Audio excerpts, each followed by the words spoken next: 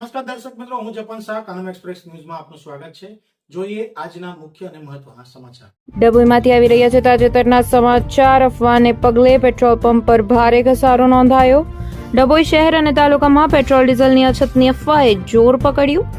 વાહન ચાલકોમાં ફાળ પડી. અફવાનું બજાર ગરમ થયું. છેલ્લા કેટલાક સમયથી સોશિયલ મીડિયા અને લોકમુખે ચર્ચાઈ રહેલ પેટ્રોલ ડીઝલની અછતની વાતના કારણે ડભોઈ પંથકમાં દોડધામ મચી ગઈ છે.